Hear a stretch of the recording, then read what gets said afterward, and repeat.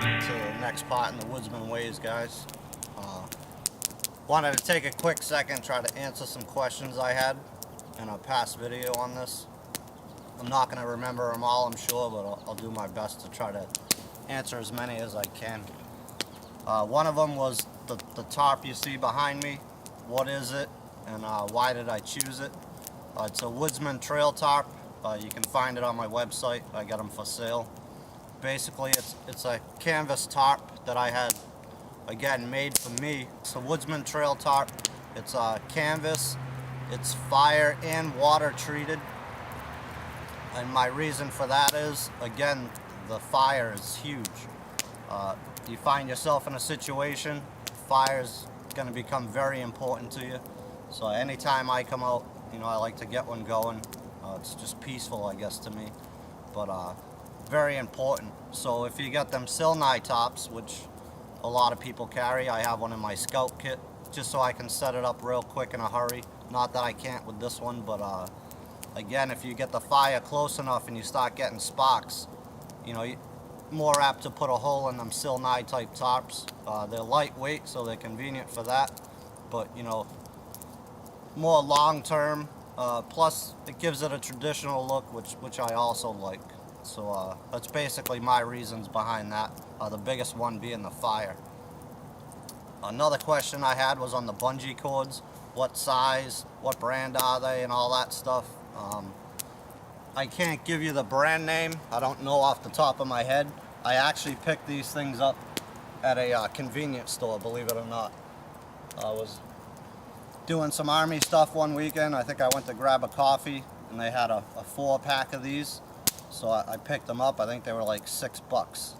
I got a couple different sets. These ones are, they got some green, black, and it's like a whitish tan in it. And I would say they're roughly 3 feet long, maybe just shy of 3 feet.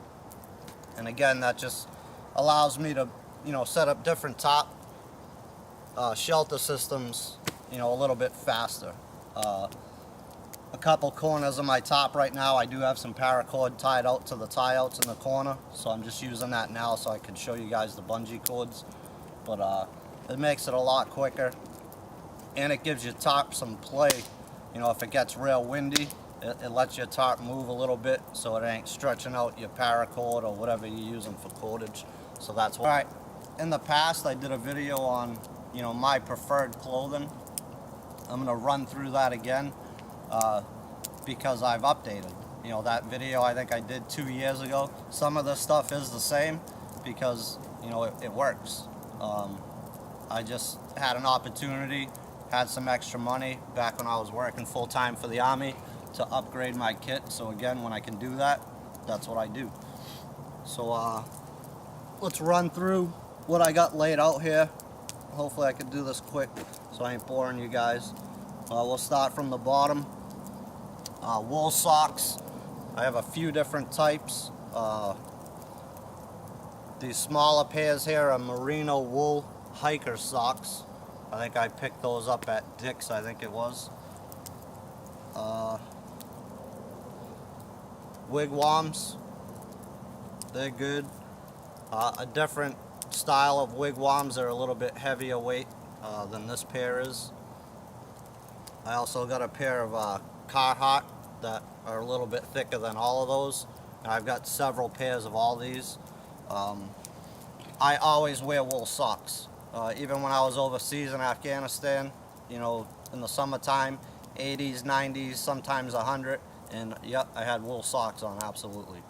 They wick water, they hold the heat value when they're wet and all that stuff. I go through the different weights depending on the temperature outside, but for me it's always wool socks, always. Alright, some base layers or insulation layers, base layers, whatever you want to call them.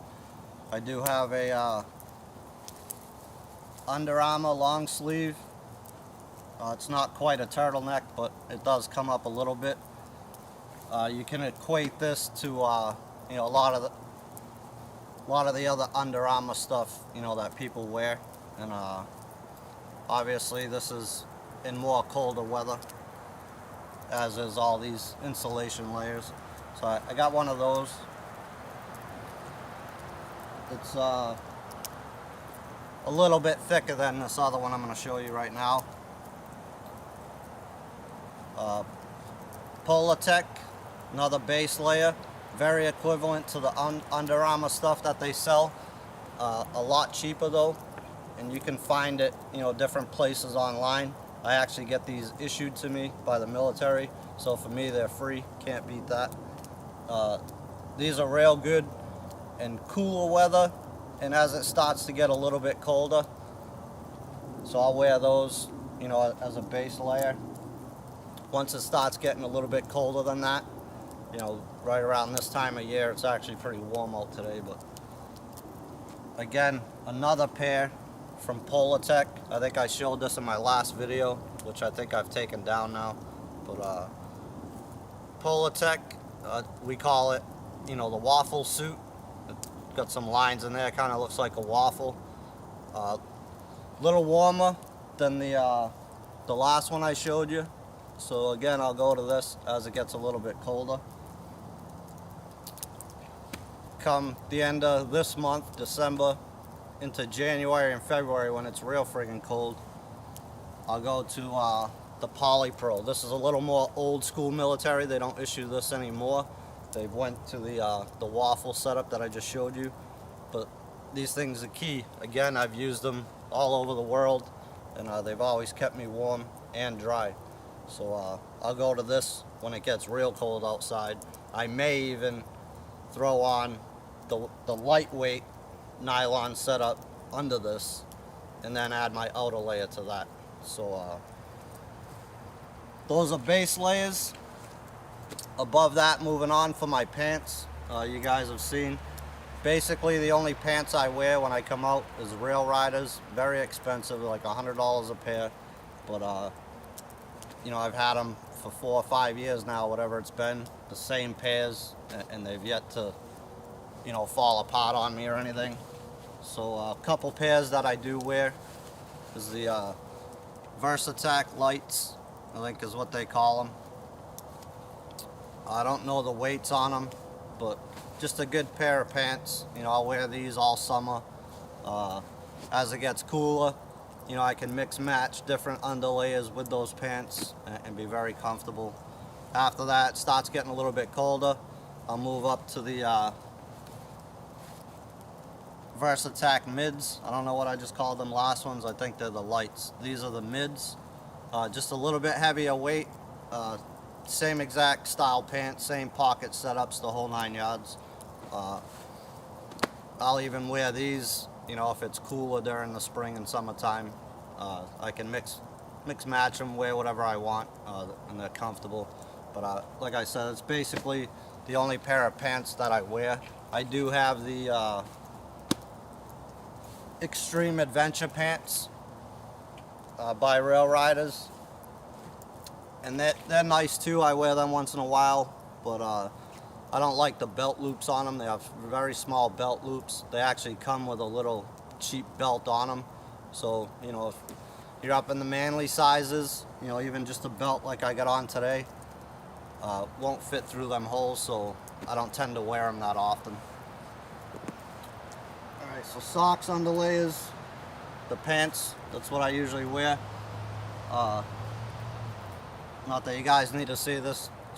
Random t-shirts I wear, you guys have seen in past videos during the spring, summertime, stuff like that. As it gets a little bit colder, I may wear one of these over, the lightweight Polypro and stuff like that. And then I think this is just a Columbia. It's not really a sweater, but it's not a shirt either. It's a little thicker, than a long sleeve t-shirt. So that's another underlayer or outer layer, depending on how cold it is outside. Alright, let's talk about some wool stuff, which is always key. One of my favorite wool sweaters, right here, I think I paid, I don't know, $65, $70, something like that at LL Bean. Probably my favorite wool sweater. Very comfortable, very warm, and you guys have seen it a lot. Just a regular hoodie. I don't know what it is. I'm just a big fan of hoodies, so you know, you guys have seen that as well. I do wear them. I like them. It's just something I've always worn growing up, so you know, I continue to wear the hoodie depending on the temperature, obviously, and the weather conditions outside. Another wool sweater, military issue. There's other videos on this. You gotta check the tags on these, just like the military wool blankets, because they're not all 100% wool. This one, in fact, is 100% wool, and I don't think this one was issued to me. I think I picked it up somewhere. But again, very similar to what I'm wearing now. 100% wool, can't go wrong.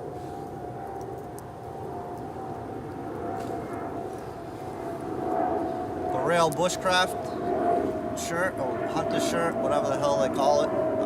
Empire woolen canvas. Picked one of these up. Friggin' plane flying overhead. But absolutely awesome piece of gear right here. Very, very expensive. A couple $100, $220, something like that. I picked this up when I was overseas, so I could have it when I got home. 100% wool again. I've had a lot of questions on this one. Duluth wool hunting shirt, I think they call it, something like that. It's got some, you know, native type decoration on it. It's got the antler buttons on the top with some leather straps. Awesome, awesome, awesome piece of gear if you guys can afford it. I forget what the hell they're charging for these. Right around $200, I'm sure, something like that. But you guys have seen a lot of this. I had questions on it. Hey, what is that? The green jacket you sell on your site? No, it's not. This is the Duluth wool hunting shirt. Again, I think is what they call it.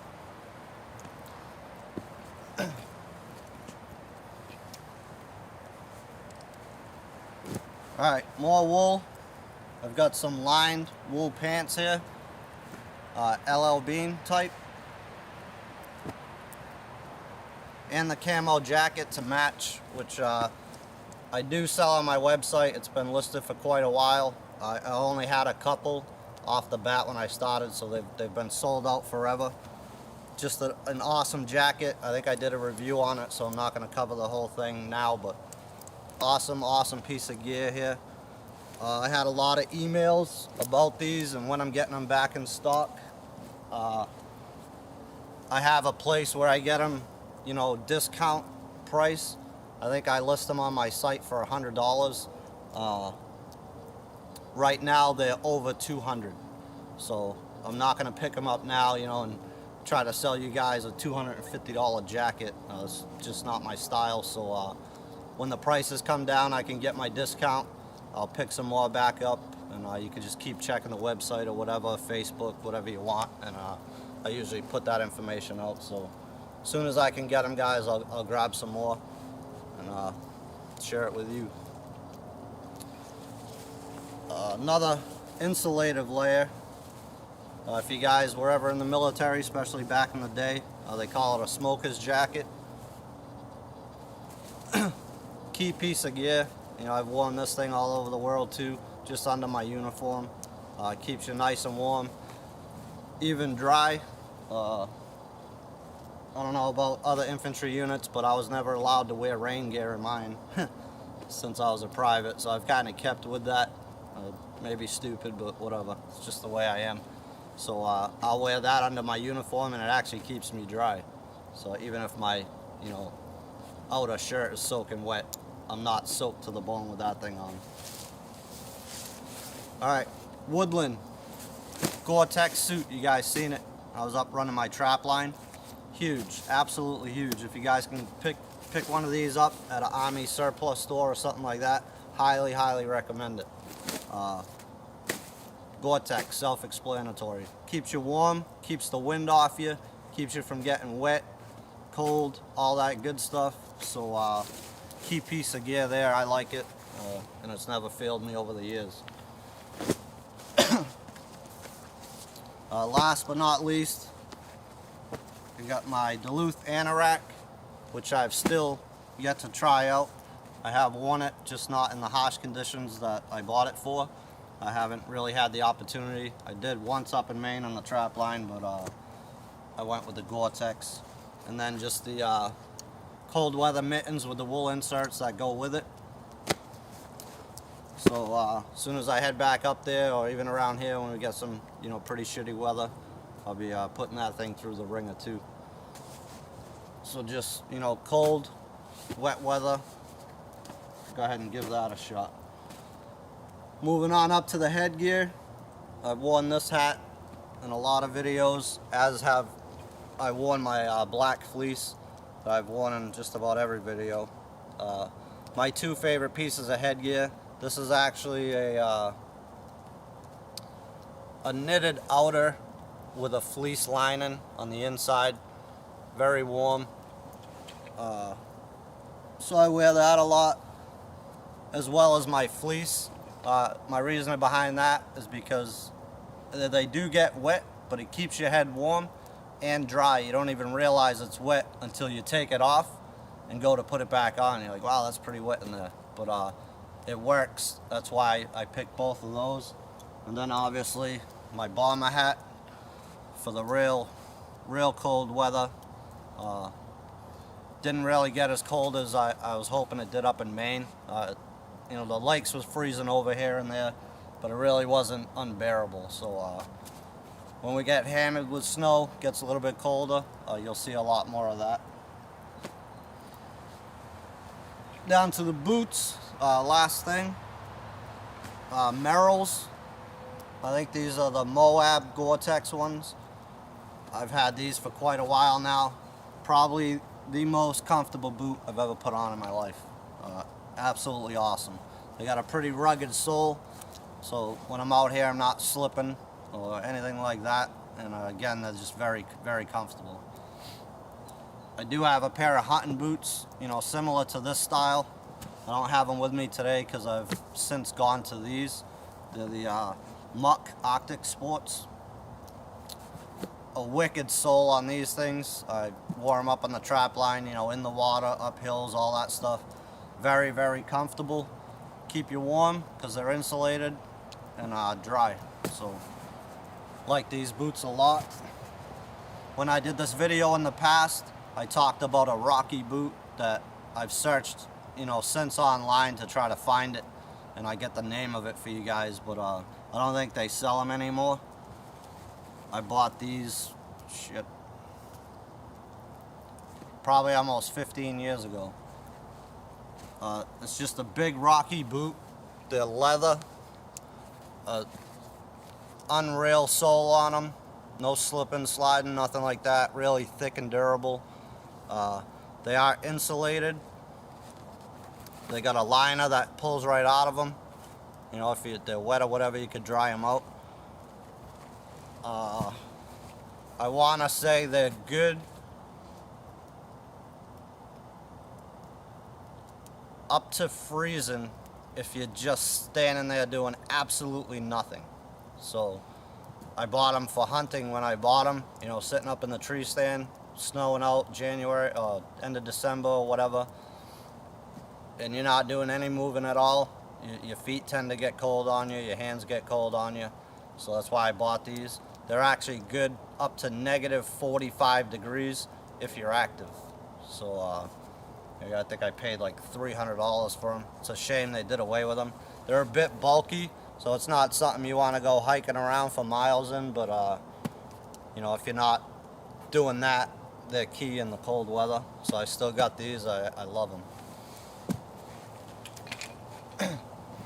The pants I have on are just the 511 Tacticals or whatever. To be honest with you, I can't stand them. I threw them on today. I got a couple pairs of Rail Riders in the wash. I got my spares here, so I wanted to be able to show you guys those. But yeah, the 511 Tacticals, not a big fan. I'll come out here and trash them. I don't care if I have to throw them away because I don't like them. So pretty much, that's my preferred clothing.